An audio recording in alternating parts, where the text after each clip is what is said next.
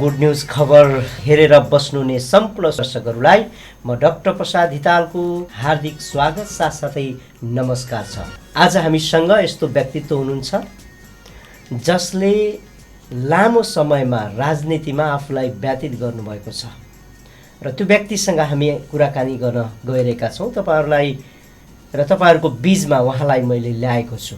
उहाँ हुनुहुन्छ नेकपा माओवादी केन्द्रका बाँके जिल्ला संयोजक र खजुरा गाउँपालिकाका मेयर अथवा अध्यक्ष हुनुहुन्छ डम्बर बिक तुफान। यो तुफान नाम निकै चर्चित नाम हो। धेरै लामो समयदेखि यो नामसँग रहेर धेरै मानिसहरू नजिक छन्। त्यसैले गर्दा हामी आज उहाँसँग विभिन्न विषयवस्तुमा रहेर कुराकानी गर्नेछौँ। नमस्कार यहाँलाई। नमस्कार, स्वागत छ। धन्यवाद सर। बधाई पनि छ। धन्यवाद। यो डम्बर बिक र तुफान हजुर, नाम आफैमा दुईटा कम्बिनेसन छ। तपाईलाई के भन्नु मनपर्छ? डम्बर बिक मनपर्छ कि तुफान मनपर्छ? अब डम्बर बिक मेरो परम्परागत रूपमा म जन्मिसकेपछि मैले एउटा अध्यायसम्म, विशेष गरी मैले आफ्नो पठन पाठनसम्म डम्बर बिक भन्ने नाम मेरो पहिचान थियो। र जति बेला नेपालमा जो राजनीतिक परिवर्तनको एउटा भयानक ठुलो अभियान, विशेष गरी महान जनयुद्ध म समाहित भएँ, त्यसपछि त्यति बेला डम्बर बिक ओझेलमा पर्यो र तुफान भन्ने नयाँ पहिचान चाहिँ तयार भयो। र जनयुद्धको पिरियड अन्त्यपछि, विशेष गरी शान्ति प्रक्रिया अगाडि बढिसकेपछि डम्बर बिक तुफान दुवै मेरा नाम पहिचानको रूपमा रहे। यिनी दुवै नामका आफ्ना महत्त्व छन्, जो कि डम्बर बिक जो एउटा कालखण्डमा जसले पठन पाठनदेखि हुर्किने अवस्थाको एउटा पहिचान हो भने तुफान एउटा वर्ग सङ्घर्षको एउटा पहिचान हो। र आज मैले तिनी दुवै पहिचानहरूलाई एकै ठाउँमा डम्बर बिक तुफानको पहिचान सँगसँगै दिन पाउँदा म यो दुवै नामप्रति म गौरव गर्छु। तुफानजी, डम्बर बिक यहाँले भन्नुभयो पठन पाठनका बेलामा का याद आउने र तुफान नाम भन्ने बित्तिकै जनयुद्धका बेलाका याद आउने है, गर्व लाग्छ? हजुर, मलाई गर्व लाग्छ। मैले त्यही भने नि, डम्बर बिक भनेको मेरो चाहिँ लिगली स्थापित नाम भयो र चाहिँ तुफान भनेको वर्ग सङ्घर्षको पहिचान भयो। यिनी दुवै एक ठाउँमा ल्याउँदा नै सिङ्गो सबै कुरा समेटिन्छ। मेरो व्यक्तिगत जीवन पनि समेटिन्छ, पहिचान पनि, र वर्ग सङ्घर्षको पहिचान पनि समेटिन्छ। त्यसकारण यो दुवै चाहिँ नामहरूले मलाई गौरव नै दिन्छ। अब म यहाँले योभन्दा अघिल्लो समय पनि चुनावमा लड्नुभयो, यहाँ पराजय बन्नुभयो। अब यो पटकको स्थानीय तहको निर्वाचनले यहाँलाई न्याय दिलाएको छ। हजुरलाई म धन्यवाद पनि दिन चाहन्छु। जति बेला मैले चुनाव हारिसकेपछि धेरै मिडियाहरूले, रेडियोहरूले मलाई बोलाएनन्, तर तपाईँले मैले हारिसकेपछि बोलाउनु भएको थियो र त्यति बेलाको मलाई याद छ। कहिलेकाहीँ यो फेसबुकमा तपाईँले हाल्नु भएको छ, त्यो याद पनि दिलाउँछ। मैले त्यही कुरा भनेको थिएँ, कुनै हार्नुको पछाडि त्यसलाई अर्को तयारीको शिलान्यास अथवा चाहिँ अर्को विजयको निम्ति जति बेला हारिन्छ मान्छेले, त्यो हारिसकेपछि जित्नका लागि शिलान्यास, अर्को तयारीको पोइन्टको रूपमा विकास हुन्छ। त्यसैले म यो तयारी गर्दै जानेछु पनि भनेको थिएँ। र दोस्रो यो चुनावको नजिक आउँदाखेरि पनि तपाईँले यो रेडियोमा मर्निङ स्टारमा बोलाएर इन्टरभ्यू लिनुभएको थियो र तपाईँले जित्ने आधार के छन् र तपाईँले कसरी जित्नुहुन्छ र तपाईँ लड्नुहुन्छ कि लड्नुहुन्न भन्ने कुरा पनि सोध्नु भएको थियो। त्यति बेला पनि मैले जित्ने आधारहरू, हिजोको जे मैले चाहिँ जनतामा मेहनत गरेको थिएँ अथवा चाहिँ हारिसकेपछि जसरी निरन्तर यात्रामा अगाडि बढेँ, ती जनताकै साथ र सहयोगमा नै म पार्टी निर्माणमा जुटिरहेँ। त्यसैले गर्दाखेरि नै निरन्तरता नै त्यसको चाहिँ जितको एउटा तयारीको रूपमा नै रहन्छ र म त्यही गर्दैछु भनेर मैले तपाईँसँग भनेको थिएँ र आज पुष्टि पनि भयो। त्यसैले जितेको पनि छु। जित्नुभयो। खजुरा गाउँपालिकाको यहाँ अध्यक्ष हुनुहुन्छ, पावरफुल अध्यक्ष। तपाईँले बाँके जिल्लामा 8वटा यो स्थानीय तह छ। 8वटामा एउटा तपाईको पार्टी अथवा गठबन्धनले जितेको छ र तपाईहरुको जिम्मामा छ। खजुरालाई कस्तो खजुरा बनाउने अब तपाईको योजना हुन्छ?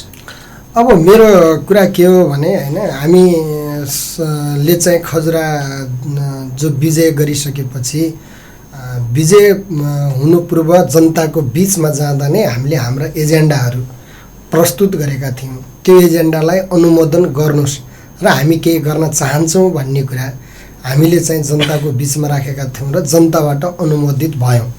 जनताले अनुमोदित गरिसकेपछि हामीले ती कामहरूलाई अगाडि बढाउनुपर्छ।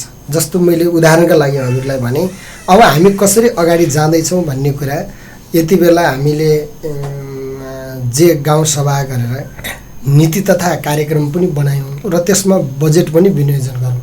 अब त्यो कार्यान्वयनको सुरुवात अब हुँदैछ, त्यसैले त्यसले केही कुरा अगाडि बढाउँछ। तर मूलभूत रूपमा तत्काल रूपमा हामीले गर्न सक्ने कुरा के हो भने, हिजोको गाउँपालिका सरकारले जे जस्ता कामहरू अधुरा र चाहिँ डामाडोल रूपमा चाहिँ छाडिएको छ, तिनी सबै कार्यहरूको सम्पन्न गरिन्छ हैन। त्यो सम्पन्न गर्ने चाहिँ दायित्व हाम्रो रहन्छ र हामी त्यो दायित्व पुरा गर्न चाहन्छौँ।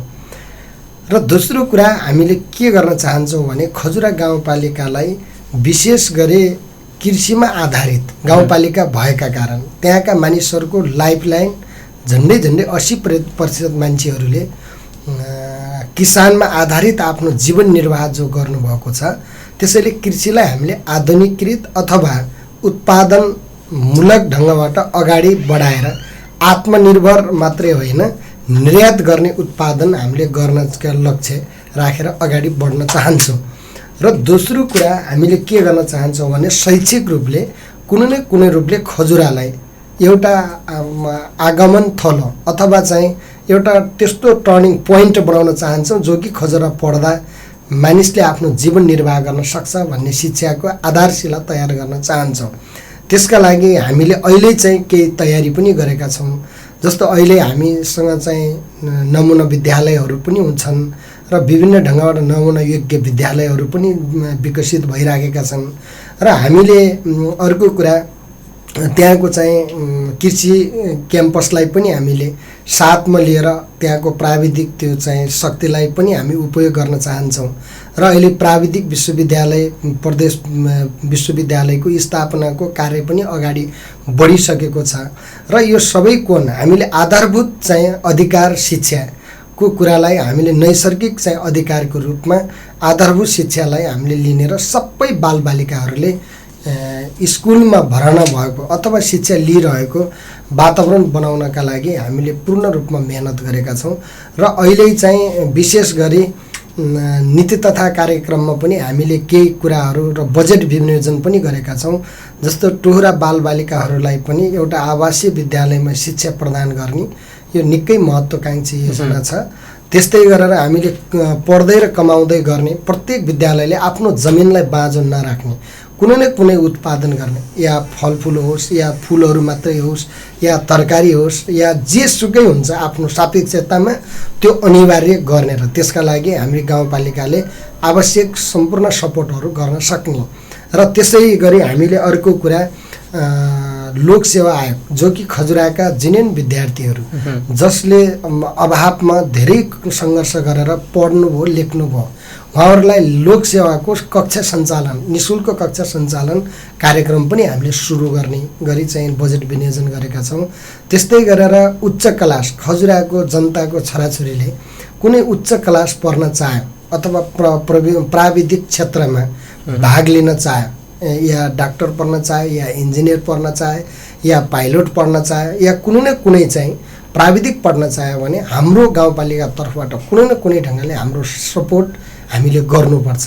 र त्यो जनशक्तिले खजुरालाई कहिल्यै पनि नभुलोस्, किनकि खजुरा मेरो आमा हो, खजुरा मेरो बाबा हो भन्ने कुरा उसको जीवनमा जतिसुकै ठुलो मानिस भए पनि कहिल्यै नभुलोस् भनेर हामीले सपोर्ट कार्यक्रम गरेर हामीले चाहिँ शिक्षालाई नयाँ ढङ्गबाट अगाडि बढाउने कोसिस गरेका छौँ। त्यस्तै अर्को हाम्रो कुरा के हो भन्नुहुन्छ भने, स्वास्थ्य क्षेत्रतिर पनि क्यान्सर हस्पिटललाई होइन क्यान्सरकै रूपमा होइन त्यसलाई पश्चिम नेपालको एउटा राम्रो र सुविधा सम्पन्न हस्पिटल बनाएर जान चाहन्छौँ। त्यो हस्पिटल प्रति मानिसको विश्वास पैदा गर्ने गरी त्यसका सम्पूर्ण संरचनाहरू र त्यसका सबै पार्टहरूलाई हामीले व्यवस्थित गरेर चाहन्छौँ। त्यसका लागि धेरै चाहिँ छलफल पनि गरिरहेका छौँ। अहिले चाहिँ त्यहाँको हस्पिटलसँग हामी सरसल्लाह गरेर एउटा ब्लड ब्याङ्क पनि त्यहीँ सञ्चालन गर्न चाहेका छौँ। र अर्को कुरा 15 शय्याको हस्पिटल पनि निर्माणको अन्तिम चरणमा छ। त्यसलाई पुरा गरेर डाक्टरहरूको दरबन्दी जे छ त्यसलाई चाहिँ स्थापित गरेर कार्यान्वयनमा ल्याएर त्यहाँको जनरल चाहिँ स्वास्थ्य क्षेत्र र अरू वडामा जे भइरहेको छ बार्थिङहरू सबै कुरालाई व्यवस्थित गरेर जान चाहन्छौँ। जो कि खजुराको जनताले उपचार गर्न नपाएर मृत्यु भयो भन्ने कुराको अन्त्य गर्न चाहन्छौँ। र अर्को हामीले विशेष गरी हामी खजुरा नेपालगञ्जको काखमा एउटा ठुलो सहरको काखमा इन्डियाको बार्डरको छेउमा छौँ हामीहरू र गुलरिया सदरमुकामको टर्निङ उसमा पनि छौँ होइन लाइफलाइनमा पनि छौँ। त्यसैले गर्दा हामीले चाहिँ खजुरालाई आर्थिक प्याकेज क्षेत्र अथवा विशेष गरी लगानी मैत्री गाउँपालिका हामी बनाउन चाहन्छौँ। त्यसका लागि भौतिक पूर्वाधारको विकासको कुरा हो। भौतिक पूर्वाधारमा अहिले चाहिँ झन्डै यो अहिलेको केन्द्रीय सरकारले नेपालगञ्ज गुलरिया सडक खण्ड अन्तर्गत हाम्रो नन्दनी मिलदेखि खजुरा चाहिँ हाम्रो उता तल चाहिँ मानखोलासम्म 13 किलोमिटरलाई चाहिँ 4 लेन र कुनै चाहिँ बस्ती बाक्लो भएको ठाउँमा 2 लेन गरेर चाहिँ बाटोको स्तर उन्नतिको लागि बजेटिङ पनि चाहिँ भइसकेको झन्डै 3 अरब पैसा चाहिँ छुट्टिसकेका कारण हामीले अब नेपालगञ्ज कोल्पु नेपालगञ्ज खजुरा र गुलरिया र खजुरा यति सजिलोसँग चाहिँ भेट हुने अथवा बजार विस्तार हुने देखिन्छ। त्यसले चाहिँ लगानीकर्ताहरूलाई बाटोघाटोको समस्या हुनेवाला छैन। र अर्को कुरा ठुला चाहिँ गाडीहरू लिने होइन उद्योग सञ्चालनमा आवश्यक पर्ने सम्पूर्ण साधनहरूको परिचालनका लागि सहज हुनेछ। र अर्को कुरा खजुरामा हामीले अहिले सब स्टेसन निर्माणको प्रक्रियामा छौँ र झन्डै 5 करोड विनियोजन भएर आएर अब कार्य थालनी पनि भइसक्यो, अब सुरु भइसक्यो, जग्गा अधिग्रहण गरिसक्यौँ। यो सबै हिसाबले त्यसलाई सञ्चालन गर्न सक्यौँ भने उद्योगहरूलाई आवश्यक पर्ने सबै विद्युतहरू आपूर्ति गर्न सकिने। अरू चाहिँ सौर्य प्लान्ट कम्पनीहरू पनि त्यहाँ चाहिँ निर्माण भइराखेका छन् र उहाँहरूले बिजुली प्रवाह गर्ने तयारी पनि गर्दै हुनुहुन्छ। त्यसैले यो सबै हिसाबले हामीले के चाहन्छौँ भने जमिन पनि सस्तो र त्यहाँ धेरै हामी गरिबहरूको बस्ती भएका कारण मजदुरहरू पनि सस्तो हुने भएका कारण धेरै चाहिँ उद्योग धन्दाहरू त्यहाँ चाहिँ आउने र ती धन्दाहरू उद्योगहरूलाई हामीले मैत्रीपूर्ण वातावरण तयार गर्ने। त्यसलाई चाहिँ आवश्यक पर्ने चाहिँ बाटो बिजुली आवश्यक पर्ने चाहिँ खानेपानी र शान्ति सुरक्षालाई प्रदान गरेर सुरक्षित लगानी क्षेत्रको रूपमा हामीले विकास गर्न चाहन्छौँ। अहिले पार्लेजी बिस्कुटको कम्पनी पनि पुगेको छ होइन, सौर्य प्लान्ट कम्पनी पनि पुग्यो, अरू कम्पनीहरू पनि हाम्रो चाहिँ सम्पर्कमा हुनुहुन्छ। हामी सजिलो झन्झटविहीन ढङ्गबाट खजुरामा चाहिँ लगानीकर्ताहरूलाई लगानी वातावरण मैत्री भएको गाउँपालिका बनाउन चाहन्छौँ र त्यहाँको बेरोजगार जनता र त्यहाँका युवाहरूलाई रोजगार दिलाउन चाहन्छौँ। र त्यसकारण हामीले अहिले यो गाउँपालिकालाई यो चित्रबाट तपाईँले हेर्नुभयो भने आत्मनिर्भर र विकसित गाउँपालिका हामीले बनाएर जान सक्ने हाम्रो लक्ष्य छ। लक्ष्य चाहिँ छ, तर जुन छ नि यो पछिल्लो चरणमा तपाईँ अध्यक्ष हुनुहुन्छ, तर तपाईँको गाउँपालिकामा बेरोजु निस्किया छ, त्यहाँ तपाईँको हात छैन, तर त्यत्रो बेरोजु छ। एकातिर त्यो बेरोजुलाई तपाईँले कसरी मिलाउनुहुन्छ, अर्कोतिर अदालतमा मुद्दा पर्यो ती कर्मचारी फेरि तिनलाई नचलाऊ भन्ने, ती काम गर्न देऊ भन्ने आदेश स्टे अर्डर गर्यो अदालतले। यी कुराहरूलाई कसरी मिलाउनुहुन्छ? यो त व्यावहारिक कुरा हो नि। अब एउटा कुरा के हो भन्नुहुन्छ भने बेरोजी जे आयो त्यो बेरोजी राम्रो कुरा होइन, किनकि कार्य सम्पादनमा जे कमजोरी देखियो अथवा चाहिँ कानुन र अधिकारले दिएको भन्दा ओभर चाहिँ ठाउँमा जे खर्च गरियो जो विरोधीको रूपमा आएको छ, यो विरोधीलाई हटाउनका लागि हामीले कदम चाल्नै पर्छ र सबै स्थानीय तहहरूले पनि कदम चाल्नुपर्छ कि यो संहिताप्रति नै प्रश्न उठ्ने गरी जे खालका चाहिँ विरोधीहरू देखिएका छन् हामी संहिताका पक्षधरहरू अथवा यो परिवर्तनको रक्षा गर्न चाहनेहरूले कुनै न कुनै रूपले हामीले विरोधीलाई कम गर्नका लागि कदम चाल्नुपर्छ। जस्तै मैले तपाईँलाई भने कर्मचारीको सन्दर्भमा खजुरा निकै चर्चाको विषय पनि बन्यो र यसलाई चाहिँ अदालतले पनि अब गइसकेपछि आफ्नो निर्णय दियो हैन। र यो सबै कुरालाई हेर्दै जानुहुन्छ भने मुख्य कारण विरोधी नै हो। जस्तै विरोधीको कुरा कसरी भयो भन्नुहुन्छ भने जस्तो प्रक्रिया नपुर्याइएर हैन हाम्रो अधिकारभन्दा बाहिर गएर हामीले जे चाहिँ हिजोको स्थानीय तहको सरकारले कर्मचारी भर्ती गर्यो त्यसले के गर्यो भने फर्च्युट भएन, त्यो चाहिँ विरोधीको रूपमा लियो। झन्डै प्रत्येक वर्ष हामीले 2 करोड झन्डै चाहिँ 18 लाख 5 वर्षसम्म त झन्डै 10 करोड त त्यही कर्मचारीकै विरोधी भयो नि। अरू कुरा कार्य सम्पादनमा नभएका अथवा चाहिँ अधिकारले नदिएका क्षेत्रमा खर्च गरेको झन्डै 6 करोड गर्दाखेरि 16 करोड झन्डै खजुरा गाउँपालिकामा विरोधी छ अहिलेसम्मको। हामीले चाहिँ के गर्यौँ भने हाम्रो उत्पादन अथवा चाहिँ तपाईँ हामीलाई सबैलाई पनि थाहा छ सबैभन्दा कम आन्तरिक स्रोत भएको गाउँपालिका खजुरा नै हो हैन। जहाँ कि चाहिँ हामीले जनताले त्यहाँ जग्गा बेचबिखन गर्दा र घर बनाउँदा नक्सा बाहेक अरू कुनै पनि आय स्रोत छैन हैन। हामीसँग वन छैन हैन, हामीसँग गिट्टी छैन, मोरङ छैन, ढुङ्गा छैन, हामीसँग नदी नाला छैन, केही पनि छैन। यति मात्रै हो कि हामीले कुनै बजार ठुलो पनि छैन, कुनै बाउडर चाहिँ पनि छैन। हाम्रो चाहिँ त्यहाँको जनताले जे जति चाहिँ जमिन प्रयोग गर्ने अथवा किनबेच गर्ने र घर नक्सा बनाउने काममा जे जति चाहिँ सङ्कलन हुन्छ त्यही चाहिँ सानो चाहिँ आय स्रोत छ।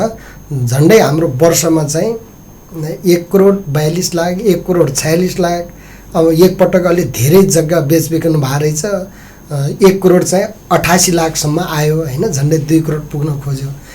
अब अन्त जताकता हेर्नुहुन्छ भने 5 करोडभन्दा माथि नै छन्।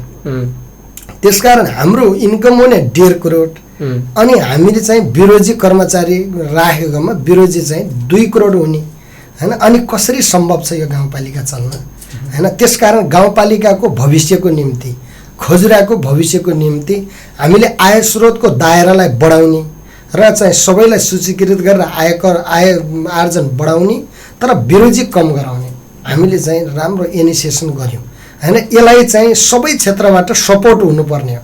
तर राजनीतिक स्वार्थ र पूर्वाग्रहका कारण मानिसहरूले के भन्ने हो भने भइरहेको जागिरलाई चाहिँ हटाइदिएर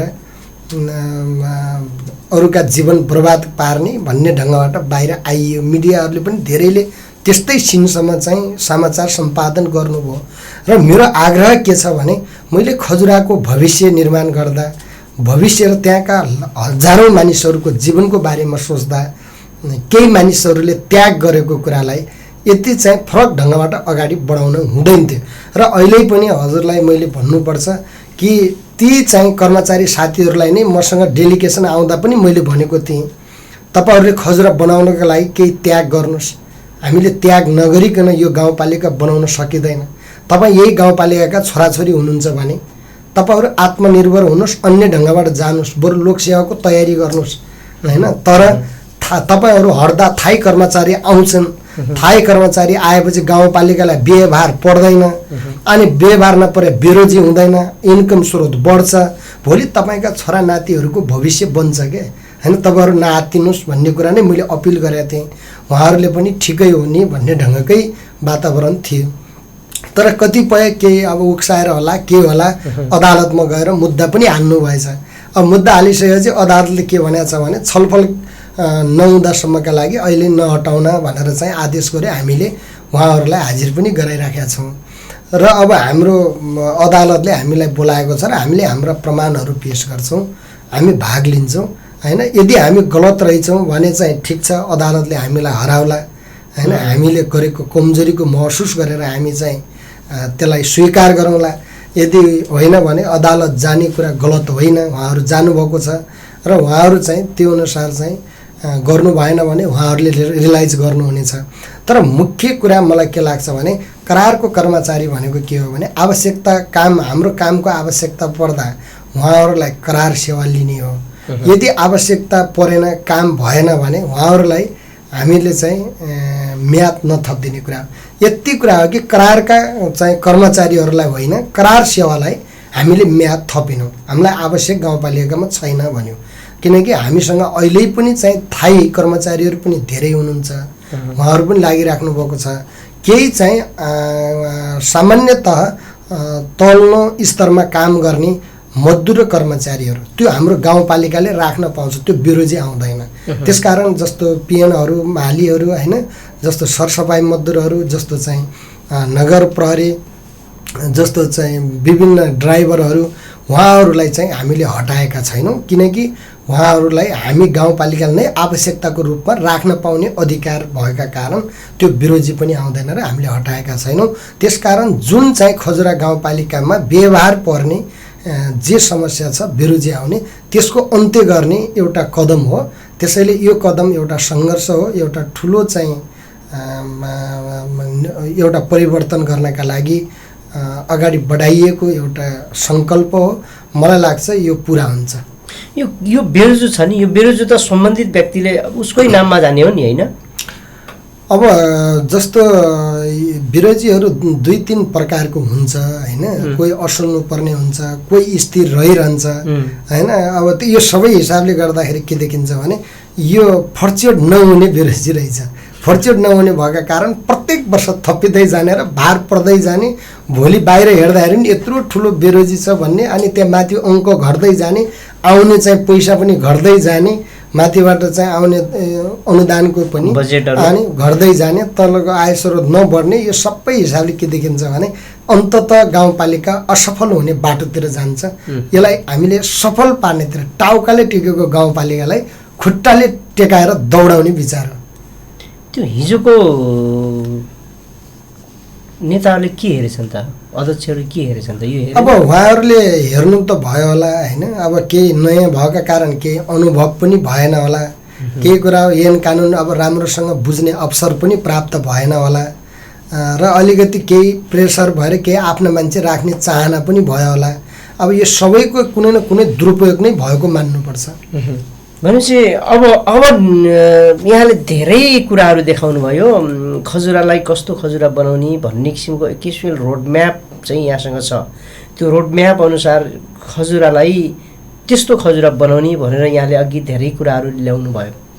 यो प्रत्येक वडा अहिले त विशेष गरी नेकपा माओवादी केन्द्रबाट जितेका धेरै वडाहरू छ र त्यसै गरी काङ्ग्रेसले जितेका छ, र यी वडाहरूलाई पनि यहाँले वडा अध्यक्षहरू भयो या यो हरेक कुराहरूबाट यसलाई यो खजुरालाई समेट्नलाई एउटा नमुनाको खजुरा बनाउने जुन योजना लक्ष्य छ, यसमा चाहिँ यहाँले कृषि जोड्नुभयो, स्वास्थ्य जोड्नुभयो, शिक्षा जोड्नुभयो, अनि उद्योग जोड्नुभयो होइन। यो स्वास्थ्य, शिक्षा, कृषि र उद्योग, यो आधुनिक कृषि गर्नलाई पनि थुप्रो जमिन छ। अनि र यहाँले बर्डर जोड्नुभयो। तपाईँलाई थाहा छ यो रुपैडियाबाट भागेर मान्छे सैनिकको त्यो त्यतातिरको बर्डरबाट निस्किरहेछन्, अनि त्यतातिर केही व्यवस्थापन गर्न सक्दैन खजुरा गाउँपालिकाले? जस्तो कस्तो भागेर आएको भन्नु? जस्तै सामान ल्याउँछन्, ए हजुर, सामान ल्याएर यहाँ चाहिँ चेक हुन्छ, भन्सार तिर्नुपर्छ, यहाँबाट भागेर त्यो भन्सार त्यताबाट निस्किने गरिरहेछ। अब खास गरी हजुरले भने जस्तै हामीले बार्डरलाई विशेष महत्त्वका साथ गलत क्रियाकलाप हुन नदिनबाट बचाउनका लागि नेपाल सरकारले त्यहाँ सशस्त्र प्रहरी छ, हाम्रो पनि जनपद प्रहरी पनि छ होइन। उहाँहरूले चाहिँ राम्रो रेखदेख गरेकै मान्छ, जहाँ कि चाहिँ अलि केही मान्छेहरू विभिन्न धन्दाका मान्छेहरू पक्राउ पनि परे होइन, पक्राउ परेर चाहिँ कारबाही प्रक्रिया अगाडि पनि बढाए।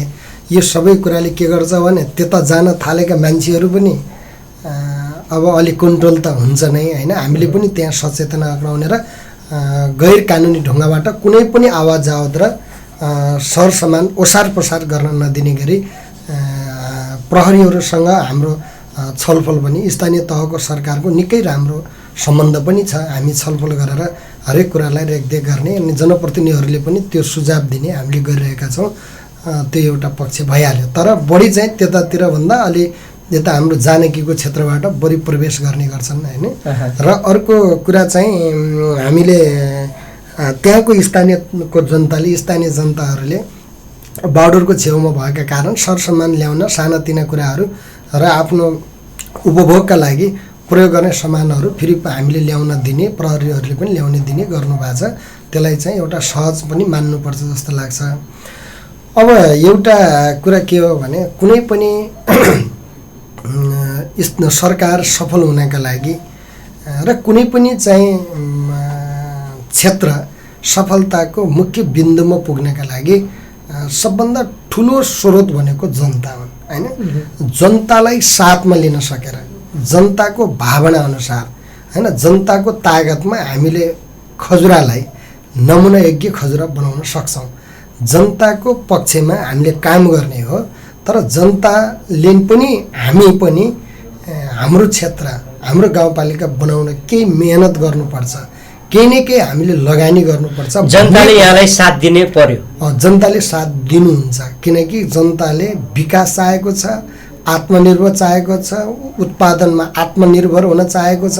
त्यसकारण हामी सबैको चाहिँ जोडबल, सबै जनता, सबै राजनीतिक दलहरू, सबै नेताहरू, सबै जनप्रतिनिधिहरू र केन्द्रमा प्रतिनिधित्व गर्ने चाहिँ प्रतिनिधिहरू सबैको हाम्रो योग अथवा सबैको चाहिँ जोडबलका कारण मात्रै नमुना बन्न सक्छ। त्यसका लागि मैले सबैलाई अपिल पनि गरेको छु र त्यो कामकाजहरूमा सपोर्ट र सहयोग पनि पाएको अनुभूति गरेको छु। यस्तो लाग्छ कि मलाई, अब यहाँलाई के लाग्छ होइन, अब के छ भने हरेक गाउँपालिकामा तपाईँको सडक बनायो भने सबभन्दा धेरै ठुलो विकास भन्ने एउटा यो प्रत्यक्ष देखिया छ। त्यसले गर्दा हो सडक बनाउनु विकास त हो, तर अरूका बजेट पनि सडकमै ल्याएर हालेर सडक देखाउने, अरू सरसफाइ छ, कृषि छ, त्यो लक्षित वर्ग छ, ती सबै बिर्सिदिने, त्यो प्रायः गाउँपालिकामा त्यो देखिन्छ। अहिले हाम्रो यही कुरा नै हामीले खजुरामा सुधारेको जस्तो मान्छौँ। जस्तो हिजो 90% चाहिँ सडक र चाहिँ पूर्वाधारमा लगानी भएको रहेछ। एउटा उदाहरण गरौँ, हाम्रो खजुराबाट बिगाउँतिर जाने एउटा टोपी पार्क भन्ने छ, त्यो सडकको बिचमा छ। न त्यो चाहिँ चिल्ड्रेन पार्क जस्तो छ, न केही उपयोग हुन्छ। त्यहाँ 1.5 करोड खर्च भएछ। अहिलेका त्यहाँका सबै जनताको एउटै सोच छ, यहाँ एक्सिडेन्ट पर्ने भयो, यो बाटोमा यसलाई फालिदिनुहोस् भन्ने छ क्या। यस्तो अनुत्पादक ठाउँहरूमा लगानी भएको रहेछ कि जहाँ त्यसले चाहिँ केही पनि बेनिफिट दिँदैन होइन। त्यस्तै हामीले चाहिँ अहिले गरेको कुरा के हो भने बाटाघाटा निर्माणका लागि प्रदेश सरकार, केन्द्र सरकारसँग हामीले अपिल गर्ने होइन, र उहाँहरू त्यहाँ केन्द्र सरकार र प्रदेश सरकारका भौतिक पूर्वाधारका योजनाहरूमा हामीले चाहिँ समेट्ने र गाउँपालिकामा त्यस्ता पूर्वाधारहरू तयार गर्ने। गाउँपालिकाले गर्नै पर्ने इमर्जेन्सी टाइपका पूर्वाधारहरू गाउँपालिकाले तयार गर्ने। बाँकी हामी सम्पूर्ण बजेट हामीले उत्पादनमा लगाउने। तपाईँले भने जस्तै गरिबी निवारणमा हामीले र झन्डै झन्डै चाहिँ साना मझौला उद्यमी बनाउनेतिर हाम्रो चाहिँ जोड जान्छ। र हामीले जस्तै उदाहरणका लागि कुनै हामीले ट्रेनिङ दियौँ, त्यहाँको त्यो ट्रेनिङ दिइसकेपछि उहाँहरूलाई स्रोत साधनहरू पनि हस्तान्तरण गर्छौँ। तर त्यहाँबाट उहाँहरूले त्यो उत्पादन गरेको ब्रान्डलाई खजुराको उत्पादनको ब्रान्ड बनाएर हामीले अन्त बजार खोज्छौँ होइन। त्यसको मतलब हाम्रो स्टाइल के हुन्छ भने हरेक कुरा दक्ष जनशक्ति तयार गर्ने र त्यो जनशक्तिले चाहिँ जे चाहिँ सिक्छ त्यही अनुसारका चाहिँ साधनहरू हस्तान्तरण गर्ने र उहाँहरूले सामूहिक रूपमा कुनै न कुनै ढङ्गले चाहिँ उत्पादनमा भाग लिनुपर्ने होइन। त्यो खालको च्याप्टरमा अगाडि जाँदाखेरि के हुन्छ भने त्यहाँको चाहिँ गरिबहरू उत्पादनमा भाग लिनुहुन्छ होइन, र उत्पादनमा भाग लिने हो भने अनि बल्ल आत्मनिर्भरको दिशातिर जान्छ। त्यसकारण हामीले चाहिँ एउटा कुरा केन्द्रबिन्दु बनाएको कुरा के हो भने यदि चाहिँ हाम्रो गाउँपालिकामा भएका गरिबहरू र चाहिँ विभिन्न ढङ्गबाट चाहिँ जमिनविहीन भएकाहरू, उत्पादनका साधन नभएका समुदायलाई जनतालाई हामीले जब उहाँहरूलाई साधन प्रदान गर्छौँ अथवा उहाँहरूको जीवनस्तरमा परिवर्तन ल्याउँछौँ त्यसपछि मात्रै हाम्रो खजुरा राम्रो खजुरा हुनसक्छ। त्यसले चाहिँ शान्ति स्थापना गर्छ, त्यहाँ चाहिँ सबै आत्मनिर्भरको प्रक्रियातिर जान्छ। त्यसकारण हाम्रो देशकै लक्ष्य जे कुरा चाहिँ द्विगो विकासको लक्ष्य निर्धारण गरिएको छ त्यसको आधारमा सबभन्दा कमजोर वर्गलाई त्यसको जीवनस्तर उकास्नेतिर नै हाम्रो ध्यान जान्छ। त्यसैले त्यतैतिर बढी हाम्रो चाहिँ बजेट विनियोजन भएको छ। यो खजुराले सुधारेको छ भन्ने लाग्छ मलाई। सुधार गरेछ। तपाईँजी अलिकति फरक उसमा जाउँ। यहाँ चाहिँ बाहिरबाट धेरै खबरदारी गर्नुभयो, 5 वर्ष खबरदारी गर्नुभयो, गाउँपालिकालाई यस्तो बनाउनुपर्छ भनेर एउटा एक किसिमले तत्कालीन अध्यक्षको प्रतिपक्ष भएर बस्नुभयो। अब आफै त्यहाँभित्र पस्दाखेरि कति अप्ठ्यारो हुँदो रहेछ? नै हिजो पनि म प्रतिपक्ष जस्तो भएन, कारणवश हाम्रो चुनाव सकिसकेपछि पार्टी एकता पनि भयो। पार्टी एकता भइसकेपछि मैले चाहिँ विकास निर्माणमा सपोर्ट नै गरेँ उहाँलाई। या चाहिँ प्रशासनिक भवन बनाउने कुरा होस्, कहाँ बनाउने भन्ने कुरामा, त्यहाँको चाहिँ भौतिक वातावरण तयार गर्ने कुरा होस्, या खेलकुद ग्राम निर्माण गर्ने कुरा होस्, या औद्योगिक ग्राम निर्माण गर्ने कुरा होस्, सबै ठाउँमा मेरो चाहिँ सपोर्ट नै रह्यो। सायद उहाँले पनि त्यो सपोर्ट गरेको चाहिँ अनुभूति गर्नुहुन्थ्यो, किनकि ठुल्ठुला विवादहरू समस्याहरू आइपुगे। त्यो समस्याहरूलाई चाहिँ हामीले चाहिँ हल गर्नका लागि त्यति बेलाको पार्टीको नेतृत्वको हैसियतबाट हामीहरूले निकै मेहनत गऱ्यौँ र मेहनत गरेका कारण नै आज चाहिँ केही भौतिक पूर्वाधारहरू तयार गर्न सकिने ठाउँमा पुग्यो। त्यसैले मैले हिजो पनि चाहिँ सपोर्ट गरेकै हुँ। तर कतिपय हिजोको सरकारका अलि वितरणमुखी चाहिँ बजेट विनियोजनका कारण उत्पादनमूलक चाहिँ भूमिका त्यहाँको अर्थतन्त्रको विकास हुन सकेन। त्यो त्रुटिको कुरा नै हो।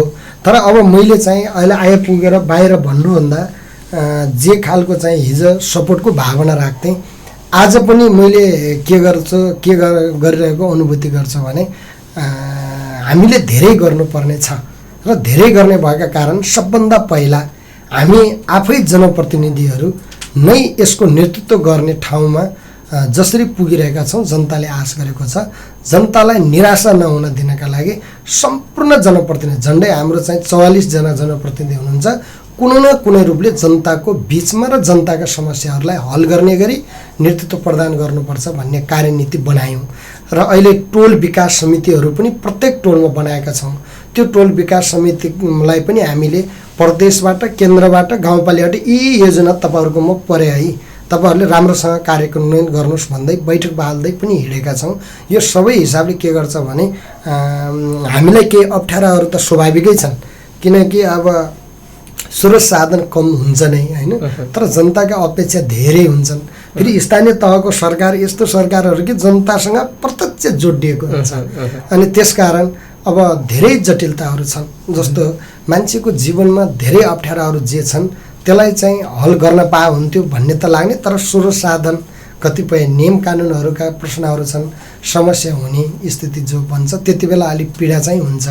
नत्र चाहिँ मलाई त्यस्तो फरक अनुभूति भएको छैन। म जनताकै बिचमा छु र म जनताकै नेतृत्व गरिरहेको छु। हिजो पनि जनताकै नेतृत्व गरेको छु, आज पनि जनताकै नेतृत्व गर्दैछु। मेरो जे क्षमता बरकत छ म जनताकै निम्ति लागू गर्नुपर्छ, लगानी गर्नुपर्छ, नेतृत्व गर्नुपर्छ भन्ने धारणा भएका कारण मेरो त्यस्तो छुट्टै अनुभूति चाहिँ छैन। भनेपछि हिजोका जो राम्रा काम छन् तिनलाई समर्थन गर्दै तिनलाई अझ बनाउने र जो नराम्रा काम छन् तिनलाई चाहिँ काट्ने उसमा हुनुहुन्छ? अब हो, एकदम राम्रा कामहरूको संरक्षण गर्नुपर्छ, त्यसलाई चाहिँ पूर्णता दिनु। के राम्रा बारे छन्? अब जस्तो मैले अघि नै भने नि तपाईँलाई, जस्तो उदाहरणका लागि खजुरामा अरू केही नभए पनि ल एउटा प्रशासनिक भवन बनाउने भन्ने भयो। त्यो स्कुलको जग्गा अधिग्रहण गरेर लाल पूर्जा निकालेर अनि गर्ने कुरा धेरै गाह्रो कुरा थियो। तर काँती बनाउने भन्ने केन्द्रमा जो विवाद भयो, के कहाँ बनाउने, कसैले यहाँ बनाउने, कसैले यहाँ बनाउने भन्ने जो विभाजन भयो त्यसलाई एकीकृत गर्न पार्टीले पनि सपोर्ट गर्यो। त्यति बेलाको नेतृत्वको हैसियतले मैले सपोर्ट गरेँ र उहाँले पनि चाहिँ राम्रोसँग अगाडि बढ्नुभयो र एउटा प्राथमिक भवन बनाउनेतिर गयौँ। अहिले अब चाहिँ प्लस्टर भइराखेको छ, यो 5 वर्षभित्र कम्प्लिट हुने काम भएन, त्यसलाई मैले पुरा गर्नुपर्छ। जस्तै अर्को कुरा अवधि ग्राम एउटा ठुलो प्रोजेक्ट हो होइन। अब त्यो ग्राममा अब अहिले मैले सुन्दैछु कि त्यो निजी जग्गामा परेको छ भन्ने कुरा सुनेको छु होइन। अब त्यसो हो भने 2-2.5 करोड चाहिँ लागिसक्यो लागत होइन। त्यो स्थिति हो भने त्यसलाई कसरी हल गर्ने होइन, त्यो मैले हल गर्नुपर्छ। अब जस्तै खेलकुद ग्राम छ, त्यो ठुलो चाहिँ प्रोजेक्ट नै हो होइन। त्यसलाई चाहिँ कसरी व्यवस्थित गरेर एउटा खेलकुद हब क्षेत्र र एउटा खालको चाहिँ वातावरण, खेलमैत्री वातावरण बनाउने भन्ने कुरा पनि एउटा चाहिँ चुनौतीको रूपमा छ। अब त्यसैले अब अरू खासै अब एउटा चाहिँ त्यो शीत भण्डार झन्डै अब कम्प्लिट हुनेतिर छ र हामीले कम्प्लिट गरेर त्यसलाई सञ्चालन गर्ने कुरा छ होइन। त्यस्तै केही कामहरूलाई हामीले चाहिँ अगाडि बढाउनुपर्छ। तर केही यस्ता कामहरू भए जहाँ कि चाहिँ समस्याको रूपमा देखा परे होइन, ती कामहरूलाई चाहिँ हामीले सच्याउँदै अगाडि जाने। मूलभूत रूपमा हामीले हिजोका चाहिँ डामाडोल परेका कामहरूलाई, लथालिङ्ग भएका कामहरूलाई सम्हालेर पूर्णता दिएर हामीले चाहिँ नयाँ कामहरूको सुरुवात गरेर अगाडि बढ्ने वर्षको रूपमा नै यो अहिलेको आर्थिक वर्ष रहन्छ हाम्रो। तुफानजी, हामी समयको अन्ततिर आइपुगेका छौँ। अन्तमा यहाँले भन्न पर्ने कुरा खजुरावासीलाई र समग्र खजुरावासीकै सन्दर्भमा हामी आज कुरा गरिरहेका छौँ र खजुरावासीलाई के भन्न चाहनुहुन्छ? पहिलो कुरा हामीले खजुरा बनाउनुपर्छ र खजुराको पहिचान दिनुपर्छ। किनकि खजुरा भनेको एउटा ऐतिहासिक ठाउँ हो जहाँ कि नेपालको राजनीतिक परिवर्तनमा हरेक पटक उसले आफूले बलिदान गरेर आफ्नो कोटा चुक्ता गरेको एउटा चेतनशील र परिवर्तनशील जनताको बसोबास भएको क्षेत्र हो, जहाँ कि पूर्णवासले निकै राम्रा संरचनाहरूको ड्राफ्ट गरेर हामीलाई दिएको छ। एउटा ऐतिहासिक बस्तीहरू जो धेरै लामो समयदेखि बसेका चाहिँ मधेस बस्तीहरू पनि छ होइन। यसको सबै सांस्कृतिक सङ्गम, त्यहाँको साहित्य क्षेत्र, त्यहाँको कलाको विकास, त्यहाँको पर्यटनतिरको क्षेत्रको विकास र औद्योगिक चाहिँ लगानीकर्ताहरूलाई भित्र्याउने कुरा र सबैले चाहिँ उत्पादन, कुनै पनि जमिन बाँझी नराखेर उत्पादनमा भाग लिने कुरा, जनताको पक्षमा चाहिँ हामी सबै चाहिँ सरकारवालाहरू, जनताहरू सबै लाग्यौँ भने खजुरालाई बनाउन सकिन्छ र खजुराको पहिचान दिन सकिन्छ। खजुराबाट उत्पादन भएको बाहिर विभिन्न क्षेत्रमा गएको जनशक्तिले पनि खजुरा निर्माणका लागि केही न केही लगानी गर्ने वातावरण हामीले बनाउनुपर्छ र उहाँहरूलाई गर्न पनि म अपिल गर्न चाहन्छु। र अरू सबै क्षेत्रका देशका विभिन्न चाहिँ आर्थिक धरोहरहरू, अब निजी क्षेत्रका लगानीकर्ताहरूलाई पनि खजुरा क्षेत्रमा लगानी गरेर त्यहाँको जनतालाई चाहिँ रोजगार दिन र त्यहाँबाट फाइदा उठाउन म अपिल पनि गर्न चाहन्छु।